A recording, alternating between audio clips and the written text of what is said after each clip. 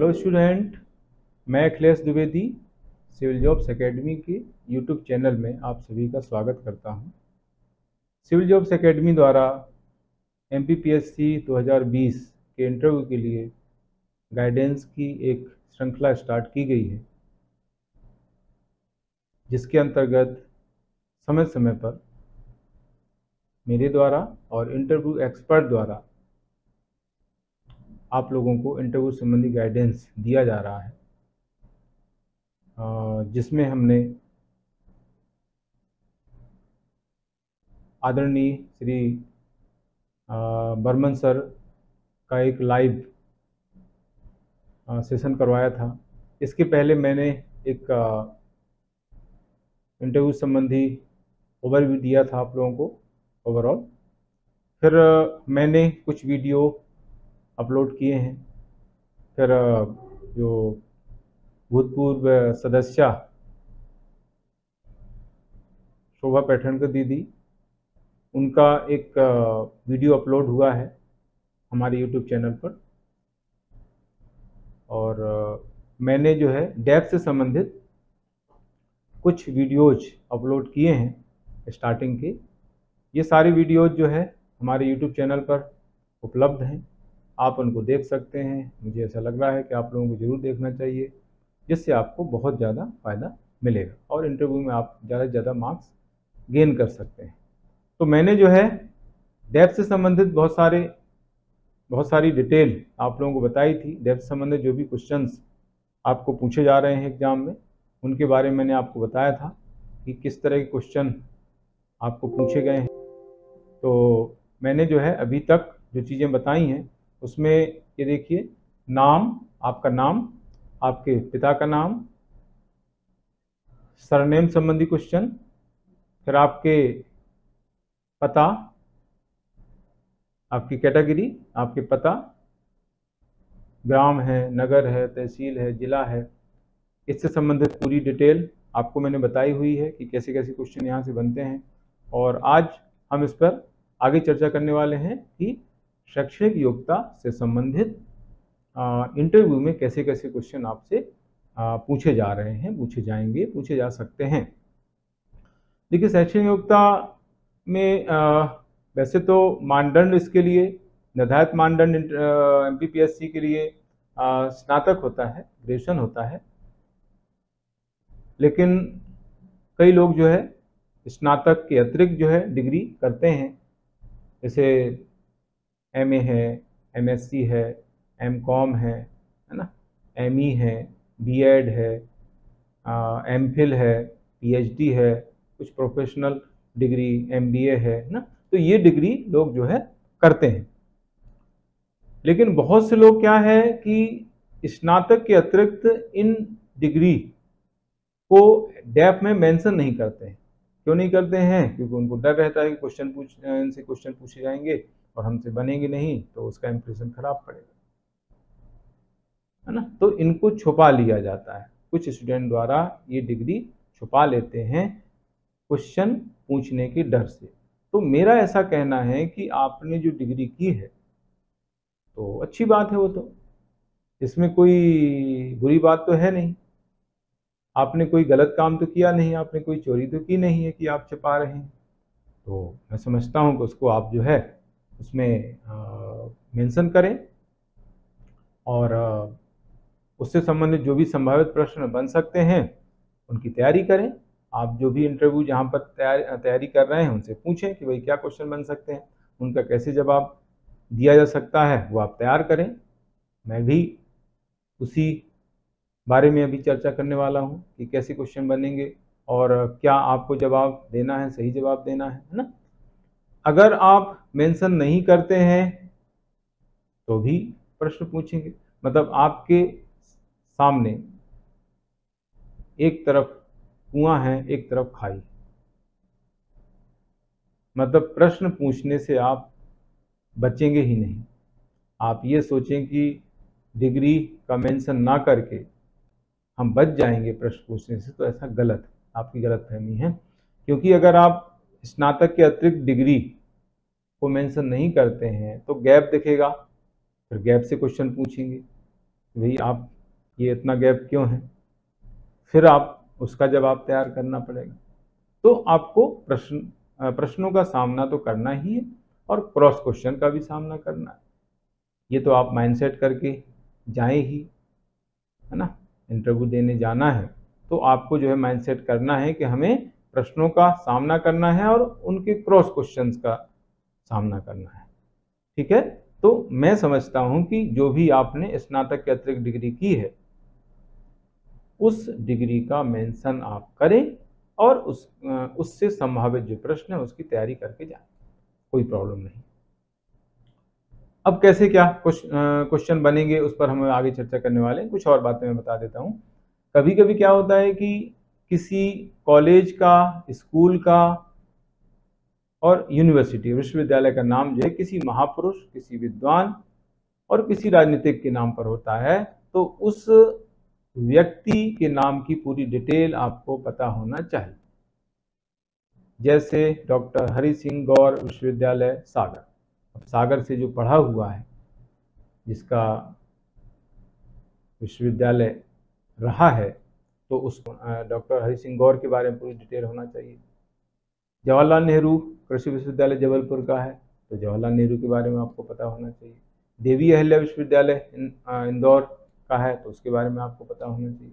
तो जिस महापुरुष या राजनीतिक या विद्वान के नाम पर कोई भी कॉलेज या स्कूल या विश्वविद्यालय के नाम है तो उसकी डिटेल आपको पता होना चाहिए, उसके बारे में पूरी जानकारी आप करें।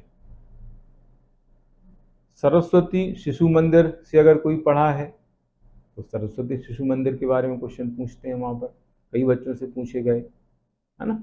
हम लोग जब स्टूडेंट इंटरव्यू दे के आता है तो उनसे पूछा जाता है, हम पूछते हैं कि भाई क्या क्या प्रश्न पूछे, तो उससे हमें आइडिया लग जाता है कि इस तरह से प्रश्न पूछे जाते हैं। तो जो स्टूडेंट सरस्वती शिशु मंदिर से पढ़ा है तो उससे ऐसे स्कूलों के बारे में ज़्यादा पूछा जाता है कि भाई अन्य जो स्कूल हैं उनसे सरस्वती शिशु मंदिर किस तरह से भिन्न है, आपने वहाँ से क्या सीखा, आपने वहाँ से क्या शिक्षा ग्रहण की, है ना। वहाँ पर अलग तरीके संस्कार दिए जाते हैं तो संस्कारों की शिक्षा भी वहाँ पर होती है। भोजन मंत्र पूछ लिया जाता है कि भोजन मंत्र वहाँ पर क्या है, जो बच्चे पढ़े हैं भोजन मंत्र वहाँ पर सिखाया जाता है ना। एक स्टूडेंट, हम इंटरव्यू ले रहे थे तो उनसे भोजन मंत्र पूछा तो वो जूते पहने पहने भोजन मंत्र बताने लगा, तो हमने बोला कि भाई भोजन मंत्र ऐसे थोड़ी पढ़ा जाता है, शूज उतार करके आपको भोजन मंत्र पढ़ना चाहिए। तो इस तरह से बहुत सारी चीज़ें आपको ध्यान रखनी है कॉलेज, स्कूल और विश्वविद्यालय से रिलेटेड। अब हम बात करते हैं, अगर कोई स्टूडेंट टेक्निकल या प्रोफेशनल डिग्री करता है तो उससे ये प्रश्न जरूर पूछा जाता है कि आपने टेक्निकल या प्रोफेशनल डिग्री करने के बाद जो है सिविल सर्विस की तैयारी क्यों की, या इस क्षेत्र में क्यों आना चाह रहे हैं, टेक्निकल क्षेत्र में आप क्यों नहीं जाना चाह रहे हैं। ये प्रश्न लगभग आउट है, ये पूछा ही जाएगा और इसका जवाब बहुत अलग अलग लोग अलग अलग तरीके से बताते हैं।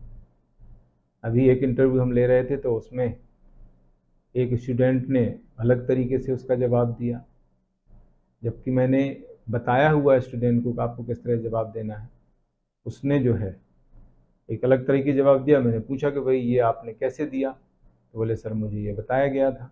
उसने ये कहा कि मैंने टेक्निकल डिग्री बीई की डिग्री उसने की थी, तो उसने बोला कि बीई की डिग्री मैंने नॉलेज गेन करने के लिए की है। अब आप सोचिए कि नॉलेज गेन करने के लिए इतनी भारी भरकम डिग्री व्यक्ति क्यों करेगा।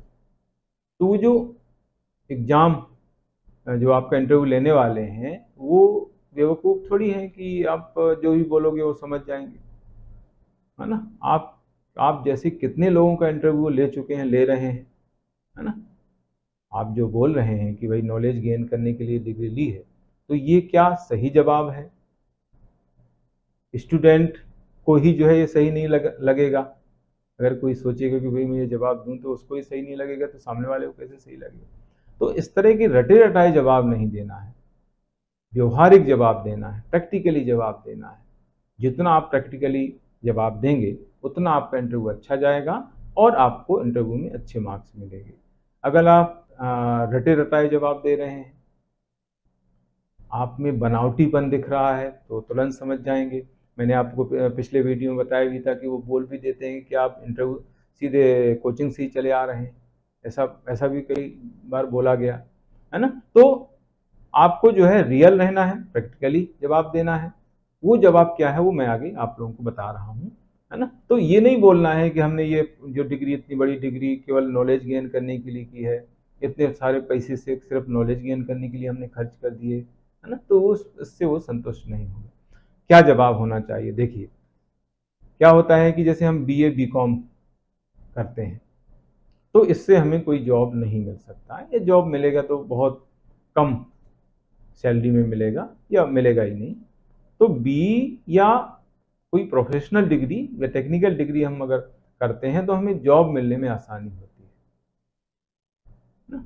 तो हम जो है जॉब करने के लिए ही डिग्री करते हैं, स्वाभाविक, ये वो भी जानते हैं, हम भी जानते हैं। कोई भी व्यक्ति जो है प्रोफेशनल डिग्री या टेक्निकल डिग्री करता है तो उसका मकसद होता है जॉब करना, ये सब जानते हैं। तो आपको यही बताना है कि सर मेरा लक्ष्य जो है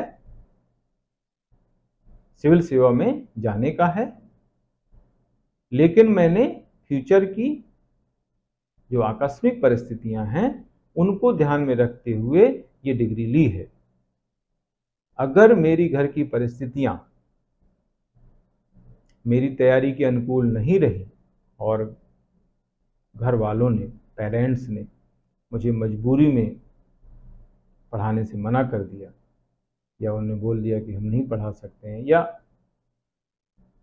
कोई बहुत गंभीर संकट आ गया, तो मैं कम से कम जो है प्राइवेट जॉब करते हुए तैयारी कर सकता हूँ या कर सकती हूँ, और अपनी सिविल सेवा में जाने का जो सपना है मेरा उसको साकार कर सकता हूँ या कर सकती हूँ।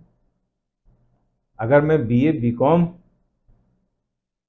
करूं या मैंने किया होता तो मैं जॉब नहीं कर सकता था, तो मेरा जो सपना है वो मैं साकार नहीं कर सकता था, क्योंकि मेरा जो साध्य है वो सिविल सेवा है, सिविल सेवा में सिलेक्ट होना है। साधन ये है ना, तो मैं इसको एक साधन के रूप में मैंने ये इसको अपनाया है। मेरा साध्य जो है सिविल सेवा में जाने का है। इस तरीके से अगर आप जवाब देंगे तो आपको मैं समझता हूँ वो सेटिस्फाई आपकी हो जाएंगे आपके जवाब से। एक चीज़ और इसमें बता सकते हैं कि सर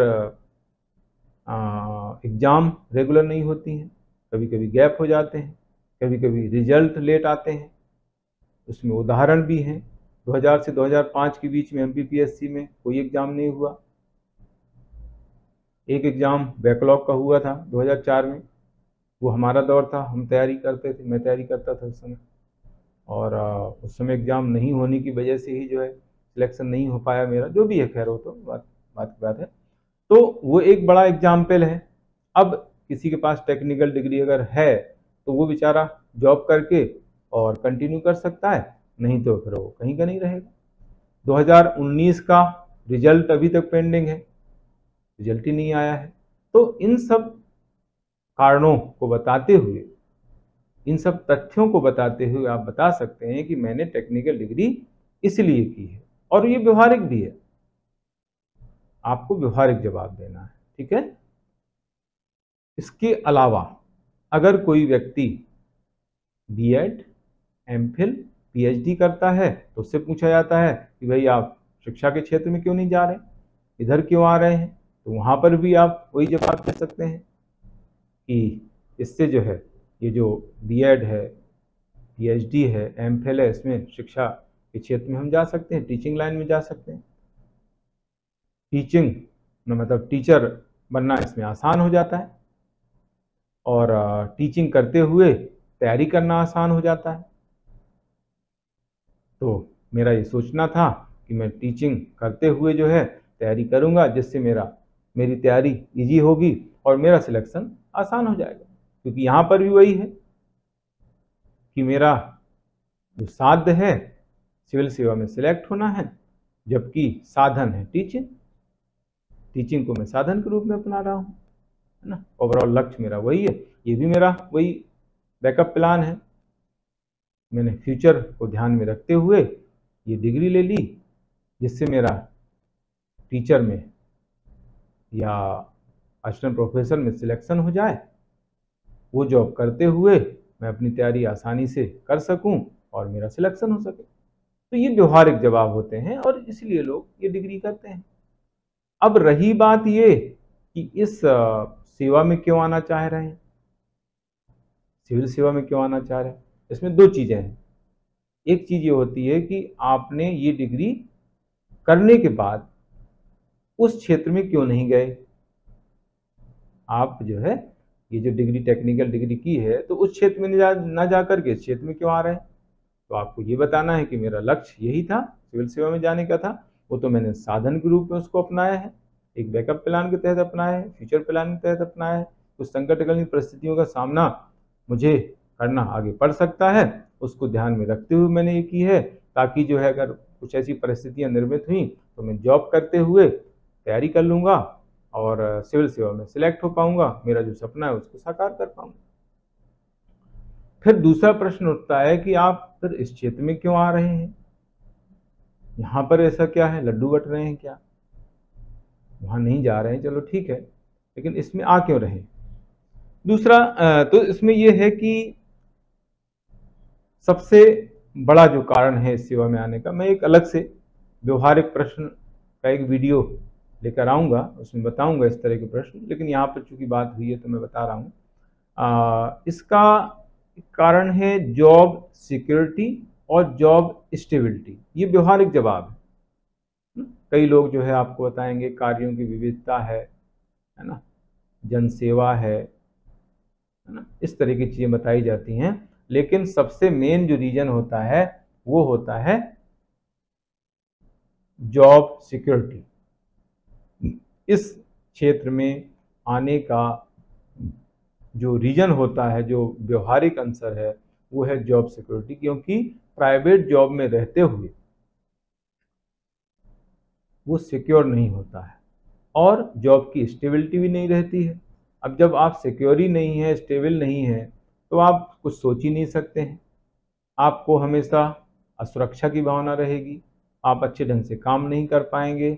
लेकिन गवर्नमेंट जॉब में जो है, गवर्नमेंट फील्ड में आप जो है सिक्योर रहते हैं कि हम जो है हमारी नौकरी ऐसे नहीं जाएगी समान परिस्थितियों में। तो जॉब सिक्योरिटी और जॉब स्टेबिलिटी ये सबसे बड़ा कारण है इस फील्ड में आने, क्योंकि बिना सिक्योरिटी के, स्टेबिलिटी के व्यक्ति जो है कुछ भी आगे नहीं कर सकता, फ्यूचर प्लान नहीं कर सकता है। फिर दूसरा कारण इसमें इस सेवा में आने का होता है जनता से सीधा जुड़ा होना, जनता से सीधे जुड़ाव होता है, प्राइवेट में जनता से सीधे जुड़ाव नहीं होता है। तीसरा कारण होता है जनता की समस्याओं को सुलझाने का पूरा अवसर रहता है, व्यापक अवसर रहते हैं इसमें, जनता की समस्याएं हैं उनके सुलझाने का एक व्यापक अवसर हमें मिलता है। फिर कार्यों की विविधता, जनसेवा, ये बहुत सारे पॉइंट आते हैं, ये बात के पॉइंट हैं, 2-3 पॉइंट स्टार्टिंग जो मैंने बताए हैं वो सबसे बड़े पॉइंट हैं और वो व्यवहारिक भी हैं। जॉब सिक्योरिटी जो प्राइवेट सेक्टर में नहीं है, गवर्नमेंट सेक्टर में होती है, संविधान का अनुच्छेद जो 311 है उसकी वजह से हमें जॉब सिक्योरिटी मिली हुई है। हालांकि इससे भ्रष्टाचार भी होता है, ये भी कारण है, क्योंकि संथानम कमेटी जो थी उसने जो है भ्रष्टाचार को मिटाने के लिए रिकमेंड किया था कि 311 जो अनुच्छेद है उसको हटा दिया जाना चाहिए, जिससे भ्रष्टाचार मिट जाएगा, ऐसा उसने कहा था। लेकिन 311 को हटाया नहीं गया और भ्रष्टाचार को मिटाया नहीं गया, ऐसा मैं कहता हूँ, ठीक है। लेकिन वो कहीं ना कहीं जॉब सिक्योरिटी का मैटर है और जॉब सिक्योरिटी होने से जो है व्यक्ति अच्छा काम कर सकता है, जरूरी है ना। तो ये इस तरीके से इसके रीजन मैंने बताए हैं इस फील्ड में आने के, सिविल सेवा की फील्ड में आने के। अब एक और इसमें खास बात है शैक्षणिक योग्यता से रिलेटेड, इसमें ये आता है कि अगर परसेंटेज कम ज़्यादा हुई है, यानी स्टार्टिंग से 10वीं 12वीं स्नातक स्नातकोत्तर में परसेंटेज कम हुई है, पहले ज़्यादा थी कम हुई है, तो उससे क्वेश्चन बनेंगे। अगर उल्टा यानी पहले कम थी और बाद में बढ़ी है तो क्वेश्चन बनेगी। तो हम पहले बात कर लेते हैं कि पहले परसेंटेज ज़्यादा थी और बाद में आपकी परसेंटेज कम होती गई, उसका रीजन क्या है? तो उसके रीजन में एक रीजन आप बता सकते हैं कि मेरा जो लक्ष्य था सिविल सेवा में आने का था, इसकी तैयारी करने का था, तो मैंने तैयारी स्टार्ट जब की तो मेरा ध्यान ज़्यादा तैयारी में रहा, सिविल सेवा की तैयारी में रहा, उधर ध्यान थोड़ा कम हो गया, इसलिए मैं ज़्यादा उधर पढ़ नहीं पाया, इसलिए मेरा परसेंटेज वहाँ पर कम हो गया। ये एक कारण बता सकते हैं। दूसरा कारण जो है एक अपनी घर की परिस्थितियों का उल्लेख कर सकते हैं कि भाई परिस्थितियाँ ऐसी कुछ हुई जिससे डिस्टर्बेंस हुआ और इस वजह से मेरी पढ़ाई नहीं हो पाई, मेरे परसेंटेज कम हो गए लास्ट में। तो ये अधिक से कम जब परसेंटेज होते हैं उसका कारण ये हम ऐसे बता सकते हैं। कम से ज़्यादा अगर परसेंटेज हुए हैं यानी पहले कम रहे, 10वीं 12वीं में कम रहे, फिर स्नातक में बढ़े, स्नातकोत्तर में और बढ़ गए, तो उस परिस्थिति में उसके क्या रीजन आप बताएंगे? तो उसकी रीजन आप बता सकते हैं कि पहले जो है घर की परिस्थितियाँ ठीक नहीं थी हमारी, कुछ ना कुछ प्रॉब्लम चलती रहती थी, तो मैं जो है तैयारी नहीं उतना पढ़ नहीं पाया, इसलिए परसेंटेज कम रहे। बाद में परिस्थितियाँ सामान्य हो गई जिससे मैं जो है ध्यान दे पाया पढ़ाई में, इसलिए परसेंटेज मेरी बढ़ गई। एक रीजन मेच्योरिटी का भी बता सकते हैं कि स्टार्टिंग में इतनी मेच्योरिटी नहीं थी, मैंने ज़्यादा पढ़ाई नहीं की, पढ़ने में उतना मन नहीं लगा, इंटरेस्ट नहीं था, धीरे धीरे जो है मैंने इंटरेस्ट मेरा बढ़ा और मेच्योरिटी लेवल बढ़ा, जिससे पढ़ने में मेरा मन लगने लगा और मैंने अच्छी पढ़ाई की, इससे मेरी परसेंटेज बन गई। तो इसमें से जो है आपको ठीक लगे, आपके अनुकूल जो भी आंसर हो उसको आप बता सकते हैं। ये व्यवहारिक आंसर है और होता भी ऐसे ही है। इसके बाद फिर ये जो सब्जेक्ट आपने लिए हैं उन सब्जेक्ट से संबंधित क्वेश्चन पूछ लेते हैं, उनके प्रयोग पूछ लेते हैं। एक तो सब्जेक्ट संबंधी आपको डिटेल पूरी याद होना चाहिए। अगर आपके सोशल साइंस के सब्जेक्ट हैं उनकी डिटेल आपको पूरी डिटेल करना है ना। आपके सब्जेक्ट जैसे पॉलिटिकल साइंस है, सिविक्स या हिस्ट्री है ना, इकोनॉमी है, सोशलॉजी है, ज्योग्राफी है, ये सोशल साइंस के सब्जेक्ट है। तो इनके बारे में डिटेल आपको अच्छे पता होना चाहिए। जैसे पॉलिटिकल साइंस, तो पॉलिटिकल साइंस में थिंकर पूछ लेते हैं, भाई आपके फेवरेट थिंकर कौन है, उनके बारे में आपको बताइए। कोई सिद्धांत उनका पूछ लेते हैं, है ना, जैसे मोंटेस्क्यू है तो शक्ति पृथक्करण का सिद्धांत है। सोशलॉजी के बारे में, सोशलॉजी में थिंकर हैं मैक्स वेबर, उनके बारे में, कार्ल मार्क्स, उनके बारे में।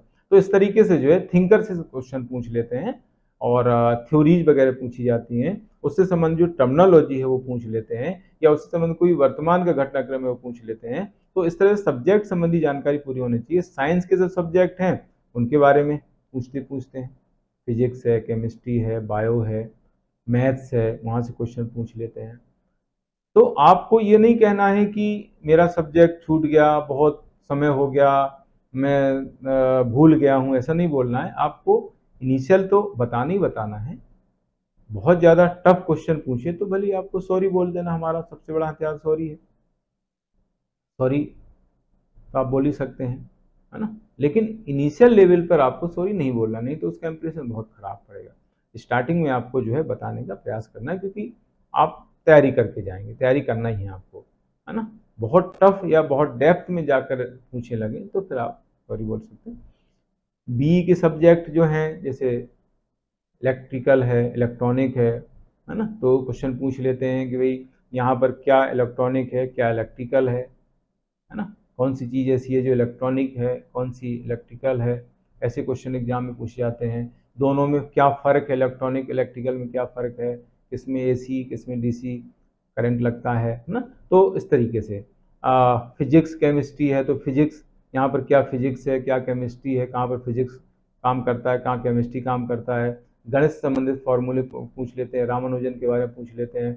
गणित में कौन सा अवार्ड दिया जा रहा है, फिजिक्स और केमिस्ट्री में कौन से नोबेल कब किसको नोबेल प्राइज अभी दिया गया, पहले नोबेल प्राइज को किसको दिया गया, है ना। तो इस तरीके से जो है एग्जाम में क्वेश्चन साइंस से पूछे जाते हैं। ठीक है, अब इनका उपयोग क्या होगा, ये भी क्वेश्चन पूछा जाता है कि आपका जो सब्जेक्ट है उसका एडमिनिस्ट्रेशन में क्या उपयोग करेंगे, वहाँ से क्वेश्चन बनता है।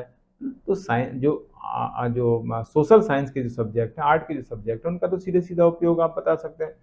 साइंस के सब्जेक्ट का उपयोग क्या होगा वो आपको सोचना पड़ेगा, है ना। ज़्यादातर जो उपयोग होता है वो तार्किक सोच को बढ़ावा देता है, तार्किक तथा वैज्ञानिक ढंग से सोचने की क्षमता इससे विकसित होती है, ऐसा कुछ बता सकते हैं। लेकिन आपको तैयार करना पड़ेगा, आपके जो सब्जेक्ट हैं उनका यूज एडमिनिस्ट्रेशन में क्या होगा, इस तरह से आपको तैयार करना है।